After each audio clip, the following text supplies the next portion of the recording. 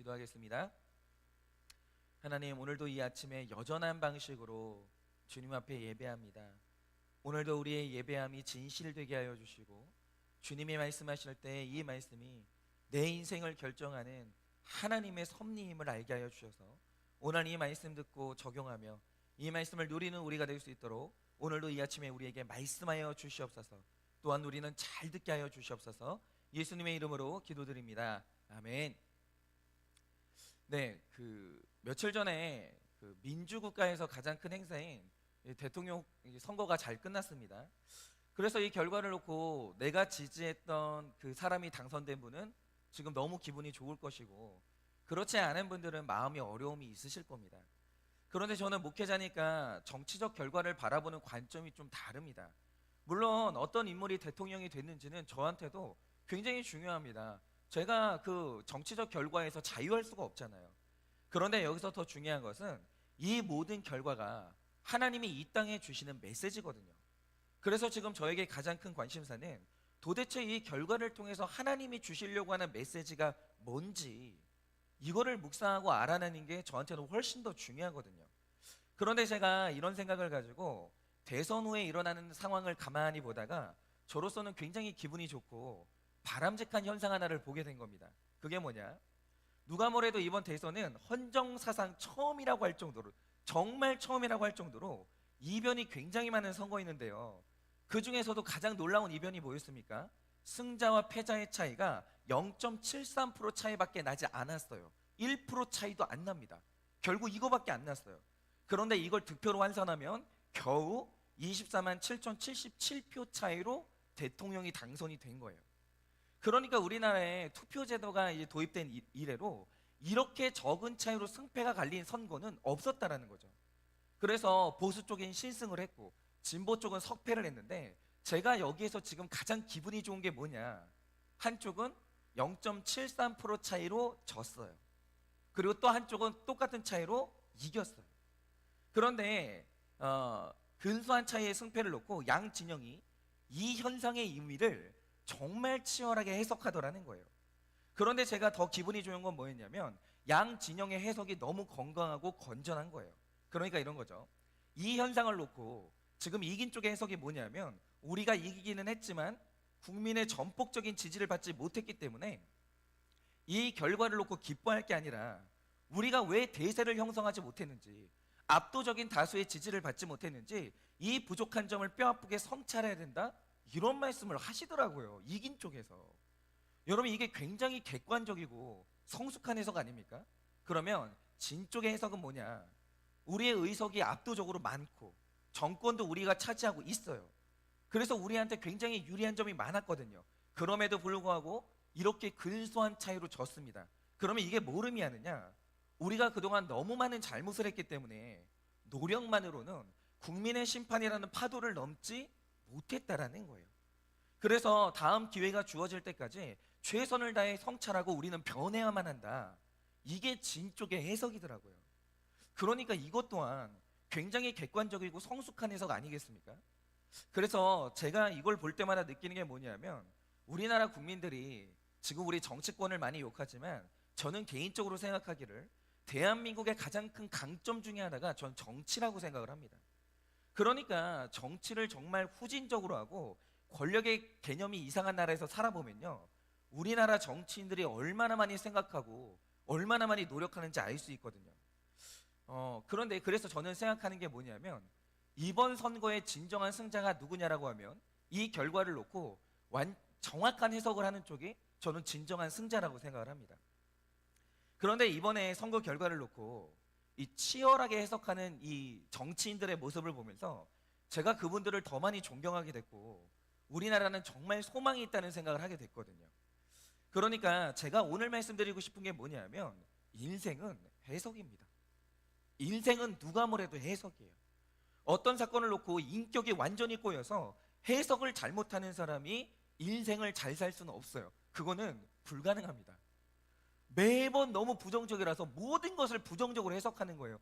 그 사람이 어떻게 인생을 잘 살 수 있겠어요? 그런데 그때 어떤 사건이 와도 그 사건을 해석만 잘하면 그는 능히 새로운 인생을 살 수가 있다는 거죠. 여러분 오늘 말씀의 이삭처럼 그는 해석을 잘하면 큰 위로를 받을 수가 있는 거예요. 제가 이것과 관련해서 요즘 정말 신기하게 생각하는 게 있는데요. 제가 얼마 전에 아버지를 만날 기회가 있어서 대화를 했거든요. 그런데 제가 나이 드신 아버지랑 대화를 하면 가장 많이 얻는 유익이 뭔지 아십니까?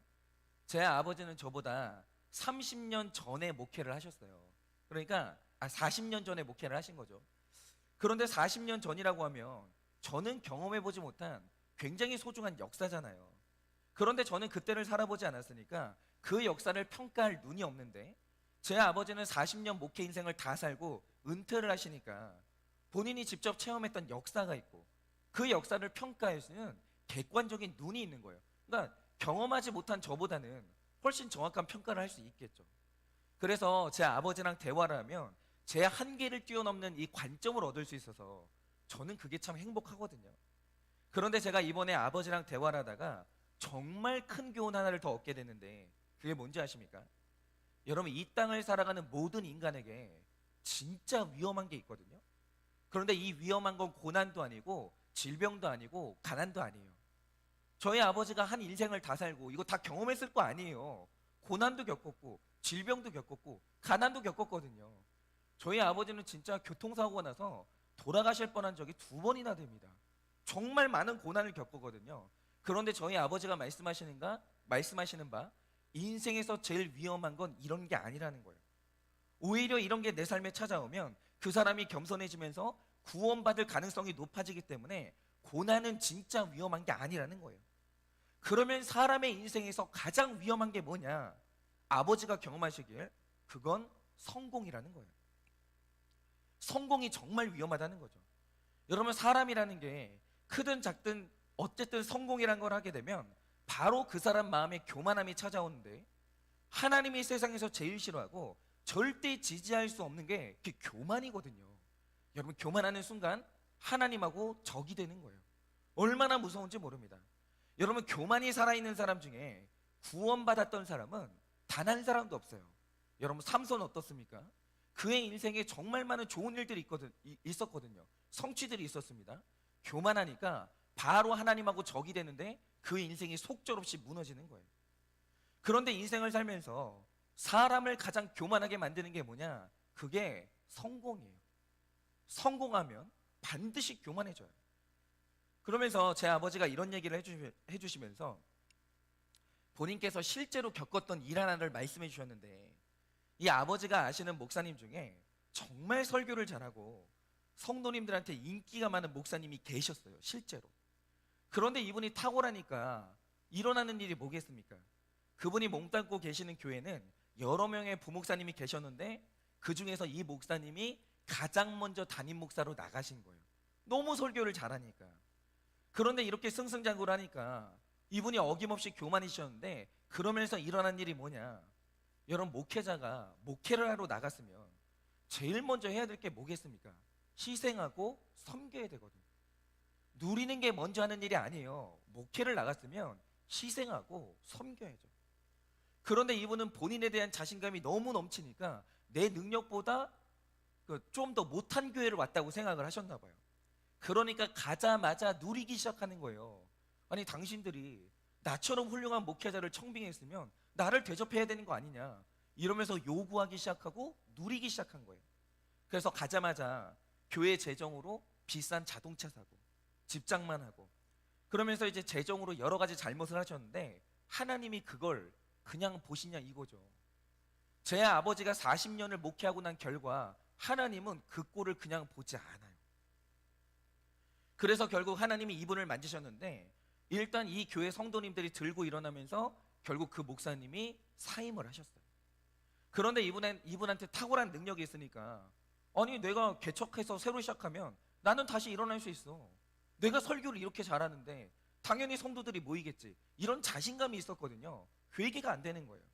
그런데 하나님께서 이분의 머리를 치신 거예요. 그 설교가 나오던 머리를 치신 거예요. 그래서 그렇게 잘하던 설교를 못하게 되고 생활에 어려움을 겪게 되셨는데, 그래도 회개를 못하니까 결국 사모님마저 그 곁을 떠나면서 그 탁월했던 목사님이 소리도 없이 사라지셨대요. 그러니까 찾을 길이 없는 거예요. 소식을 못 듣는 거죠.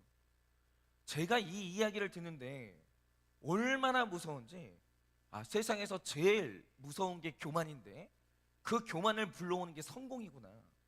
하나님이 교만한 사람을 이렇게 싫어하시는구나. 이거를 다시 한번 새기게 됐습니다. 그런데 제가 이 성공과 관련해서 정말 신기하게 생각하는 게 뭐냐, 지금 우리 시대에 이름만 대면 누구나 알만한 성공한 목사님이 계시거든요. 그래서 제 짧은 생각에 이분이 너무 큰 성공을 했고 너무 많은 사람에게 인정받고 있기 때문에 이분은 교만할 수밖에 없겠다. 이분이 이 교만을 어떻게 이겨낼까, 그 생각을 하고 있었거든요. 그런데 너무 놀라운 게 뭐냐면 이분이 그 성공의 자리에서, 인정받는 자리에서 여전히 교만과 싸우고 있고 계속해서 자기의 권한을 내려놓고 있는데, 내려놓는 권한의 크기가 너무 큰 거예요. 저는 지금 그걸 굉장히 신기한 눈으로 보고 있습니다. 그런데 저는 그게 이해가 안 가는 거죠. 아니, 인간이 100% 죄인이고 성공은 마약 같은 거기 때문에 어떻게 성공한 저분이 저럴 수가 없는데 어떻게 저렇게 이 자기 교만과 싸우고 계속해서 권한을 내려놓는 게 가능할까? 이게 굉장히 궁금했어요. 그런데 제가 나중에 알게 된 사실이 뭐냐, 이 목사님의 아버지도 목회자셨는데 아버지 목사님이요, 목회도 해보지 못하고 기도원에서 기도하시다가 돌아가신 분이에요. 그런데 이 목사님의 간증을 들어보면요, 이분에게는 돌아가신 아버지의 메시지가 너무 강력했던 거예요. 아버지의 죽음이 메시지가 됐던 거죠.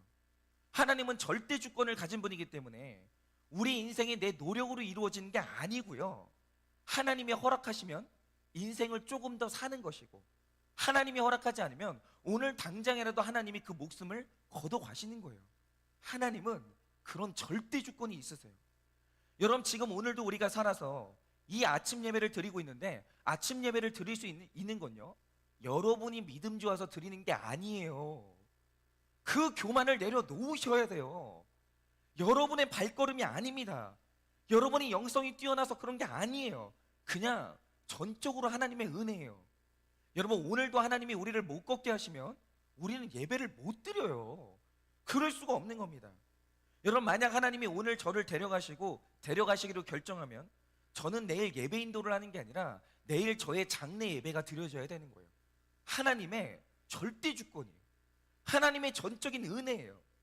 그러니까 이 목사님에게는 아버지가 돌아가시는, 해달별이 떨어지는 사건이 일어나는데 그 사건에서 이분이 해석한 게 뭐냐, 하나님의 절대 주권을 본 거예요.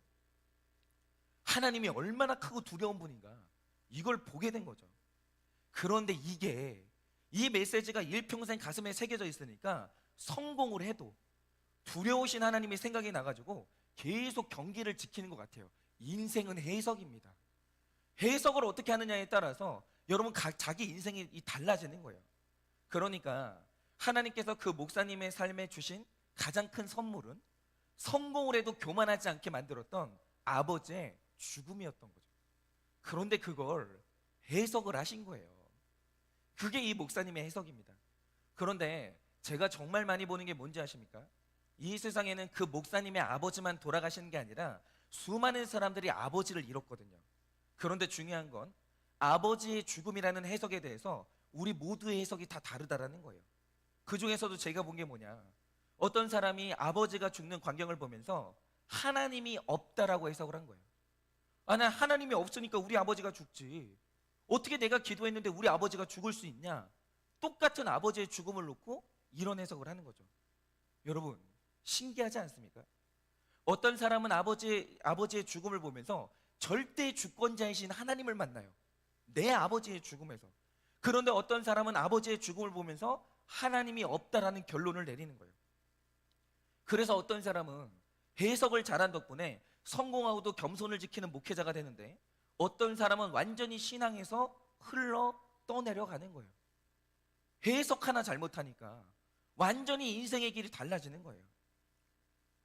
여러분, 바로 이게 해석의 중요성입니다. 여러분, 인생은 해석입니다. 해석이 잘못되면 내 구원이 떠나갈 수 있는 거예요. 그런데 여러분, 도대체 어떤 해석이 올바른 해석이냐, 이거죠. 어떤 사람은 해석이라는 걸 하면서 긍정적인 해석을 해야 된다고 하고, 또 어떤 기업가는 모든 현상을 놓고 위기라고 해석하는데, 여러분, 모든 것을 긍정적으로 보거나 모든 것을 위기로 보는 게 그게 과연 올바른 해석이냐 이거죠. 여러분, 해석은 어느 한쪽 치우친 시각으로 보는 게 아니라 언제나 객관적으로 해석해야 되거든요. 그러면 객관적인 해석이라는 게 뭡니까? 바로 그 원리가 오늘 말씀에 나오는데, 여러분이 24장 전체의 내용을 다시 한번 생각을 해보세요. 그러면 그 중심에 뭐가 있는 줄 아십니까? 자, 어느 날 엘리에셀이 주인 아브라함으로부터 내 아들의 신부감을 데려오라는 임무를 받게 됩니다. 그런데 중요한 건 어떤 사람이 하나님의 사람인 건지 그걸 분별하는 방법이 뭐냐라는 거예요. 모르겠는 거죠. 그래서 엘리에셀이 내 눈에 나타나는 사람들의 행동을 주목하면서 행동을 주목하면서 엘리에셀이 끊임없이 기도하는 게 뭐냐? 그 행동을 해석할 수 있는 이 해석을 달라라는 거예요. 해석한 힘을 달라라는 거죠. 그래서 24장 전체를 보면 여기 나오는 등장 인물들이 그때마다 어떤 결정들을 하게 되는데, 그 결정에서 핵심적인 역할을 하는 게 뭐냐? 도대체 하나님의 뜻이 뭐냐? 도대체 하나님의 뜻이 뭐냐? 이걸 해석해 나가는 과정이 24장의 전체 내용이에요. 해석. 그래서 오늘 말씀 50절을 보면 리브가의 아버지 부드엘이 자기 딸을 시집을 보냈는데, 여기서 참으로 흥미로운 게 뭡니까? 내 딸이 옆집으로 시집 가는 게 아니에요. 날마다 봤던 청년한테 시집 가는 게 아니고요. 여러분, 지금 내 딸이요 640km 떨어진 가나안 땅으로 시집을 가야 돼요. 그리고 결혼해야 되는 남자가 어떤 남자인지 전혀 몰라요. 전혀. 그런데 놀랍게도 오늘 말씀의 부드엘은 딸을 시집 보내기로 결정을 합니다. 그러면 이렇게 하는 이유가 뭐냐? 그가 엘리에셀을 만나서 우물가에서 있었던 일을 쭉 들어요. 엘리에셀이 어떤 기도를 했고, 그 기도를 했을 때 마침 어떻게 딸이 나타났고, 우리 딸이 어떤 행동을 했는지 쭉 들어요. 그런데 듣고 나니까 알게 된 사실이 뭐냐? 50절에 나오는 것처럼 이 만남은 여호와의 뜻이고 내 딸이 그 남자와 결혼하는 게 하나님의 뜻이라는 걸 선명하게 해석해요. 선명하게. 그러니까 알지도 못하는 남자한테 640km 떨어진 곳으로 시집을 보내는 거예요. 결단이 일어나는 거죠. 그래서 놀랍게도 그 먼 곳에 내 딸을 시집 보내기로 결정을 합니다. 그런데 여기서 또 하나 중요한 게 뭐냐? 55절을 보면 아무래도 그 딸이 먼 곳으로 시집을 가면 이제 만날 수가 없잖아요. 그러니까 이 오라버니하고 어머니가 요청한 게 뭡니까? 바로 출발하지 말고 한 열흘 정도 머물다가 그 후에 가라는 거예요. 그런데 이때 엘리에셀이 하는 말이 뭡니까? 하나님께서 나에게 이 형통한 길을 열어주신 이유는 이 일을 지체하지 말라는 하나님의 뜻이라는 거예요. 그래서 자기는 다음날 바로 출발을 해야 된다라는 거죠. 그런데 이 말을 들어보니 그게 하나님의 뜻이 맞아요. 그러자 여기서 사람들이 보여주는 모습이 뭡니까? 자기의 아쉬움, 자기의 소원, 자기의 뜻을 꺾고 다음날 아침에 출발하고 보내줍니다. 그러니까 제가 이 모습을 보면서 굉장히 중요한 해석의 원리를 얻게 되는데, 우리는 다 겉으로 보기에 도대체 하나님의 뜻이 뭐냐, 이걸 다 구하는 것 같거든요. 그러니까 저에게 연락하시는 분들도 다 물어보는 게 그거예요. 목사님, 하나님 뜻이 뭘까요? 다 물어보는 것 같아요. 그런데 흥미로운 게 뭐냐면 하나님의 뜻이 드러났을 때 모든 사람이 순종하냐? 그게 아니에요. 이게 신기하죠. 여러분, 우리가 하나님의 뜻을 모를 수가 없어요. 왜냐하면 성경 66권이 우리 안에 다 있기 때문에, 우리 앞에 다 있기 때문에 하나님의 뜻을 모를 수가 없습니다. 하나님의 뜻은 언제나 우리 앞에 선명하게 나타나요. 그런데 중요한 게 뭐냐? 그 말씀에 순종하는 사람도 있는데 안 하는 사람도 있어요. 제가 경험하는 바, 그분도 나도 말씀을 믿는 사람이니까 성경책을 보여주면서 너무 선명한 하나님의 뜻을 알려줘도 적용과 순종은 다른 문제예요. 다른 문제. 어떤 분은 오늘 말씀의 부드엘처럼 하나님의 뜻인 걸 확인하는 즉시 순종이 되는 사람이 있어요. 그런데 어떤 사람은 그게 안 되는 거예요.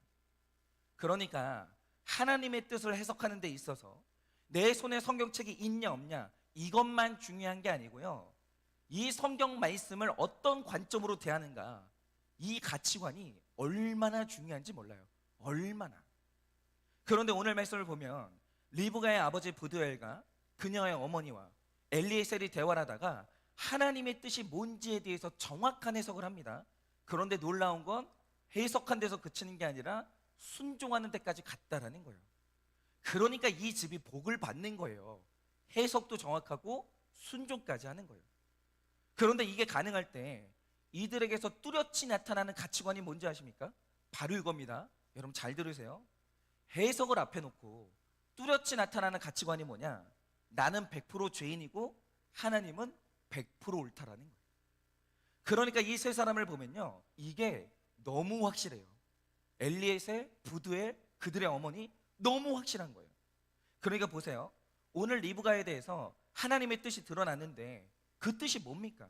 내 딸이 640km 떨어진 곳으로 시집 가야 되는데 그 남자가 누군지를 몰라요. 근데 그게 하나님 뜻이에요. 그런데 이게 하나님의 뜻이라고 하니까 그 말씀에 100%의 신뢰를 하는 거예요. 왜냐? 하나님은 100% 오르시거든요. 이게 흔들리면 어떤 해석이 와도 안 되는 거예요. 그런데 말씀을 보면 하나님의 뜻과 내 뜻이 부딪히는 부분이 있었는데 그게 뭐냐? 좋아, 가긴 간다. 가는데 언제 출발할 거냐? 이 문제를 놓고 또 충돌이 일어나요. 그런데 이것도 해결이 됩니다. 왜죠? 하나님은 100% 오르신데 나는 100% 죄인이니까 내 뜻이 하나님의 뜻과 충돌하면 내 뜻을 꺾는 거예요. 하나님의 뜻에 순종을 하는 겁니다. 그러니까 다음날 아침에 바로 출발하는 거예요. 그러니까 여러분, 성경 말씀은 너무나도 선명한 하나님의 해석이거든요. 그런데 우리가 말씀을 대하면서 하나님은 100% 오르시고 나는 100% 죄인이라는 이 가치관이 없으면요, 말씀의 해석을 신뢰하거나 순종할 수가 없는 거예요. 공동체가 내놓는 이 해석을 신뢰할 수가 없는 겁니다. 그런데 여러분, 제가 사역을 해보니까 하나님은 100% 오르시고 나는 100% 죄인이라는 이 말이 되게 멋진 말 같잖아요. 들으면 멋진 말 같아요. 그런데 막상 이걸 나에게 적용하려고 하면요, 이게 얼마나 괴로운 줄 아십니까? 여러분, 이건요, 나는 100% 죄인이고 하나님이 100% 옳다라는 이 말씀은 내 영혼에 떨어뜨리는 핵폭탄이에요. 왜냐? 여러분, 사실 하나님이 100% 옳고 나는 100% 틀렸다, 이 말의 뜻이 뭐냐면 말씀 없이 살아온 내 지난날의 인생이 전부 틀렸다, 그 뜻이에요. 전부 틀렸다.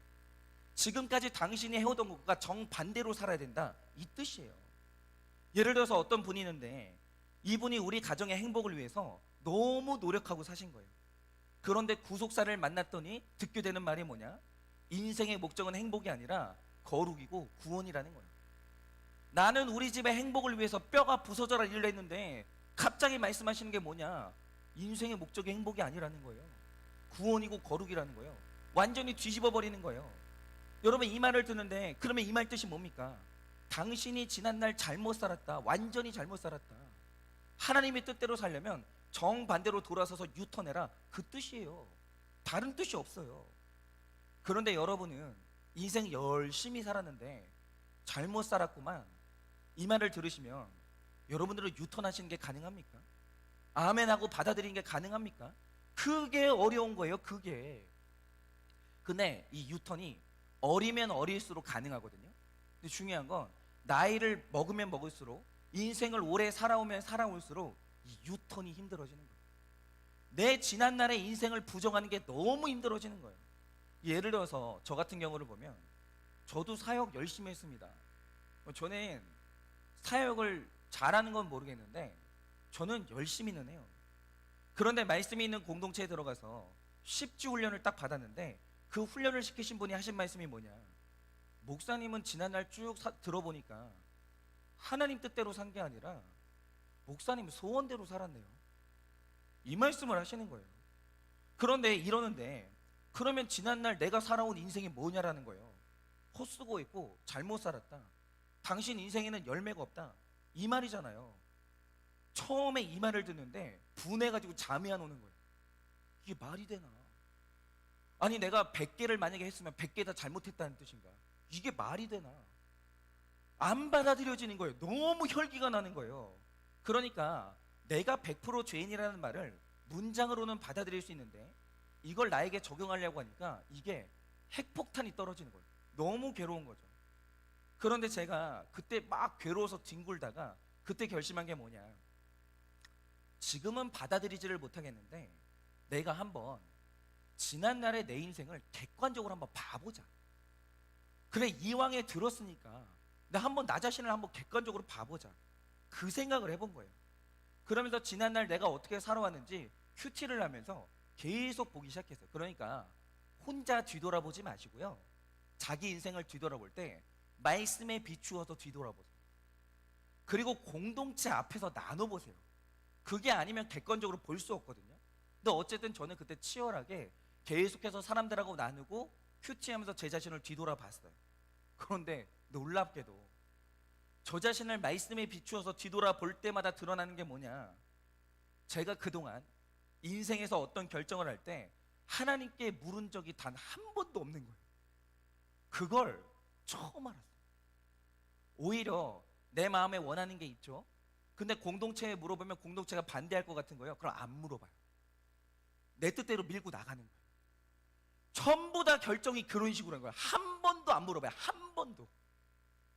와, 그거를 말씀 보면서 처음 알았어요. 그리고 순수하게 제가 어떤 이 사역을 하면서 영혼 구원만 생각했던 적이 한 번도 없는 거예요. 이게 내가 앞으로 대형교회를 가는데 도움이 되나? 성도님들한테 인기를 얻는 데 도움이 되나? 내가 이 사역을 하면 이게 나에게 좋은 경력이 되나? 늘 이것만 생각하는 거예요. 이타적으로 살아온 적이 한 번도 없는 거예요. 한 번도. 근데 정말 괴로운 게 뭐냐면요, 큐티를 하는데 일평생 살아왔던 내 소원대로 살아왔던 내 자신의 인생이 폭로가 되는데 괴로워서 견딜 수가 없는 거예요. 말씀으로 저를 비추니까요, 말씀이 계속 저를 폭로하는 거예요. 너는 하나님의 사람이 아니야. 너는 싹군이지 종이 아니야. 계속 폭로가 되는 거죠. 그래서 큐티를 하고 1년 만에 내린 결론이 뭐냐, 하나님은 100% 오르신데 내가 100% 죄인이고 나는 다 틀렸구나, 이 결론이 나는 거예요. 그런데 이걸 받아들이고 나니까 드디어 모든 말씀이 내 말씀으로 들리기를 시작하는 거예요. 성경에 나오는 모든 죄인들이요, 나하고 연결되는 거예요. 내가 100% 죄인이라는 게 이제 깨달아지니까 그때서야 말씀에서 내가 보이는 거예요. 해석이 되는 거죠. 여러분, 제가 지난 주일에 우리 성도님들한테 이제 설교하기를 혈기와 마음의 칼을 내려놔야 된다, 이렇게 설교를 했거든요. 그런데 그 주일에 설교가 끝나고 저희 교회 전도사님이 사무실로 찾아오신 거예요. 그러면서 하시는 말씀이 뭐냐, 본인이 예전 교회에 있을 때 이 선임 목사님으로부터 몸이 망가질 정도로 학대를 당하신 거예요. 그런데 들어보니까 그 목사님이 정말 잘못했더라고요. 아니, 사람을 왜 그런 식으로까지 일을 시키는지는 모르겠는데 너무 지나치게 이제 일을 시켰더라고요. 그런데 이 전도사님이요, 그 과정이 너무 괴로우니까 이분이 나에게 학대를 저질렀다는 증거를 모으게 된 거예요. 그러니까 내가 결정적일 때 이걸 증명하기 위해서 뭐 여러 가지 이제 증거를 모은 거죠. 그리고 이분이 생각한 게 뭐냐, 내가 생각할 때 이 목사님은 목회를 하면 안 되는 분인데 도대체 이 증거를 누구에게 줘서 이분의 사역을 끝낼까, 이런 고민을 해왔던 거죠. 그리고 이게 자신한테 정이라고 생각을 한 거예요. 그래서 이 증거의 칼을 품고 다닌 거예요. 그런데 그 주 설교 말씀이 귀에 들리는데 하나님이 주시는 말씀이 뭐냐, 혈기내지 말고 그 칼을 당장 내려놓으라는 거예요. 당장에 그 칼을 내려놓으라는 거예요. 그런데 이 말씀이 들리는 순간 우리 전도사님 마음이 얼마나 괴로운지, 내가 생각하는 정의와 하나님 말씀이 정면으로 충돌하는 거예요. 이분은 목회하면 안 돼, 내가 이 증거를 가지고 이분 목회를 끝내야 돼, 이런 생각을 가지고 있는데 말씀은 안 된다는 거예요. 그래서 예배 드리는 내내 너무 고통스러웠다는 거예요. 그래서 이분이 예배가 끝나고 난 다음에 저한테 와가지고 이거를 어떻게 해야 되겠냐고, 저는 제가 생각할 때는 이게 정답 같은데 말씀이 아니라고 하니까 너무 괴롭다고 하면서 저한테 질문을 하신 거예요. 그래서 제가 드린 대답이 뭐겠습니까? 전도사님, 우리는 100% 죄인이고 하나님은 100% 옳아요. 하나님하고 나하고 부딪히면 하나님이 맞는 거예요. 그러니까 오늘 당장, 내일로 미루지 말고 오늘 당장에 그 증거를 지우시고, 뭐 핸드폰에 있든지 집안에 컴퓨터에 있든지 그거 전부 지우시고, 지웠으면 나한테 연락해가지고 적용했다고 보내라고 적용 숙제를 준 거예요. 그리고 이제 집에 왔는데 저녁쯤에 저희 전사님한테 연락이 왔어요. 뭐라고 왔냐, 그동안 자신의 괴로웠던 마음을 장문의 편지로 쓴 거예요. 그리고 마지막 결론이 뭐냐? 결국 말씀에 순종해서 모아놨던 증거들을 전부 다 지웠다라는 거예요. 그래서 제가 전사님한테 드린 답장이 뭐냐면, 전사님, 겟세마네 동산에서 끝난 게 아니라 골고다 언덕까지 오신 것을 진정으로 축하드린다고, 정말 잘했다고 제가 이렇게 답장을 드렸어요. 여러분, 바로 이겁니다. 여러분, 우리에게 말씀이 있는 한 언제나 하나님의 해석은 분명해요. 빼도 박도 못하는 거예요. 그리스도인들에게 어떤 이 상황이 벌어지든 간에 말씀을 펴면 하나님은 말씀해 주세요. 하나님의 말씀은 모호하지 않아요. 하나님의 해석은 선명합니다. 그런데 이 가치관, 하나님은 100% 오르시고 나는 100% 죄인이라는 이 가치관이 없으면 여러분은 해석대로 살지 못해요. 그게 안 되는 거예요. 나의 딸을 640km 떨어진 그 가나안 땅에 시집 보낼 수도 없고, 오늘 아침에 당장 출발하는 적용도 할 수 없고, 그러면 나의 구속사는 이어질 수가 없는 거예요. 적용이 되지 않아요. 그러니 여러분도 오늘 이 가치관을 선명히 세우시기 바라요. 여러분, 우리 앞에 말씀 66권이 있거든요. 하나님은 100% 오르세요. 온 마음으로 고백합니다. 그리고 여러분들도 그 고백하시기 원합니다. 여러분, 하나님의 말씀은 100% 오라요. 99%도 아니에요. 100% 오라요. 그런데 더 정확히 말씀드릴 수 있는 게 뭐냐? 우리가 100% 죄인. 그래서 오늘 말씀처럼 하나하나 나의 뜻이 하나님의 뜻 가운데 꺾이기만 하면 나의 딸은 구속사가 있는 집안에 시집갈 수 있고, 그 집안에서 대적의 문을 얻게 되고, 그 가운데서 많은 사람들의 위로를 얻게 되고, 그 가문 가운데서 예수님이 탄생을 하는 거예요. 여러분, 하나님의 말씀이 임하면 꺾이세요. 여러분, 당장해지세요. 그리고 하나님이 우리에게 어떤 말씀을 하시면 오늘 당장, 내일로 미루지 말고 오늘 아침에 당장 순종하시고 적용하세요. 그때 여러분의 삶에도 너무나 아름다운 리브가가 나에게 찾아오고, 나의 삶이 대적의 문을 얻게 되고, 나의 삶 가운데 예수님이 탄생하는 놀라운 역사가 있길 예수님의 이름으로 축원을 합니다. 기도하겠습니다. 하나님, 정말 오늘도 이 구속사의 말씀을 듣는 사랑하는 모든 성도님들을 축복합니다. 하나님, 정말 나의 뜻대로 살고 싶은 욕망이 너무나도 많습니다.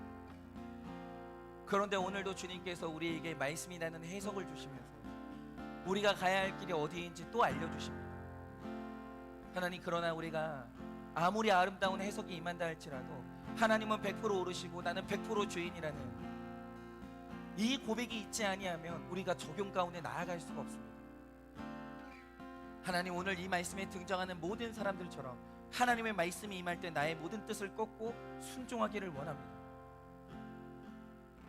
내일로 미루지 아니하고 당장 오늘 아침에 내가 하나님 앞에 믿음의 고백을 하기를 원합니다. 적용하기를 원합니다.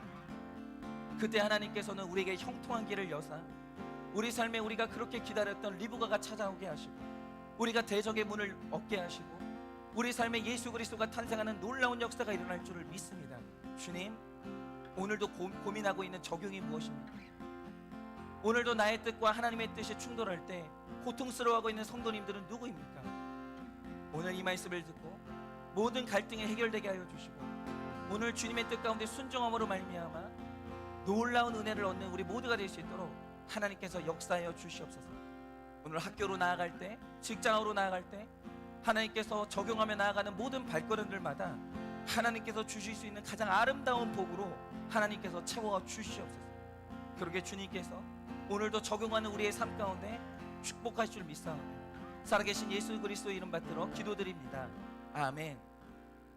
지금은 우리 주 예수 그리스도의 은혜와 하나님 아버지의 그 크신 사랑과 성령님의 위로하시고 교통하여 주시는 그 역사하심이 오늘도 주님의 해석이 나에게 임할 때 그 해석을 붙들고 지체하지 아니하고 순종하여 하나님이 나에게 보내주시는 약속의 사람을 만나고 대적의 문을 성취하게 되며, 그리고 주님께서 나에게 보내주시는 예수 그리스도가 내 삶에 탄생하기를 원하는 여기 모인 모든 성도들의 머리 위에 지금도 학교로 직장으로 나아가면서 말씀을 듣고 있는 모든 주의 백성들의 머리 위에 지금으로부터 영원 무궁토록 함께 있을지어다. 아멘.